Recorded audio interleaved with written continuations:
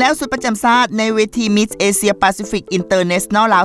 2019 ที่สาวริกไซสยาไซสมพูตัวแทนจากประเทศลาวจะได้สวมใส่อวดสวมความเป็นลาวถึงเวที Miss Asia Pacific International ที่ประเทศฟิลิปปินส์ที่จะมีการจัดการประกวดในวันที่ 9 ตุลาที่จะมาถึงนี้สุดประจำชาติในปีนี้ก็มาในสุดของสติมงแห่งยุคสมัยจากห้องเสื้อแสงจำปาออกแบบโดยอาจารย์สมสนุกสาขานักออกแบบสุดนี้แสดงให้เห็นถึงความสำคัญของซิดภาระบทบาทของแม่หญิงว้าวเฉพาะก็คือเผ่ามงซึ่งเป็นแม่หญิงที่มีความเข้มแข็งมีน้ำใจหักเสื้อแพงซาดมีมูลเสื้ออันดุมันขยันเพียรในด้านการออกแรงงานและการทำมาหากินเพื่อเลี้ยงชีพเคียงบ่าเคียงไหลกับผู้ชายตั้งแต่ได้มา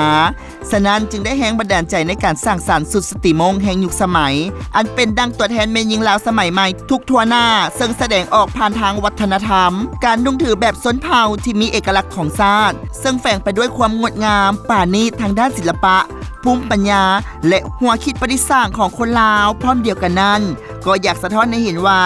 แม่หญิงในโลกบ่ว่าจะเสื้อชาติใดศาสนาใดก็สามารถมีคุณค่าโดดเด่นในทุกด้านบ่ว่าจะเป็นด้านวิถีชีวิตแนวคิดทัศนคติวัฒนธรรมดังทุกคนสามารถเห็นได้ในสังคมตัวจริงสำหรับสุดประจำชาติปีนี้งดงามอิหลีดังทานผู้ชมเห็นในปัจจุบันนี้สำหรับน้องเล็กสยาไซสมพูก็เดินทางเก็บตัวเป็นทีมห้อยแล้วในตอนบ่ายของวันที่ 26 กันยายนที่ผ่านมาก็มีพ่อแม่พี่น้องร่วมให้กำลังใจที่สนามบินวัดไตสำหรับเวที Miss Asia Pacific International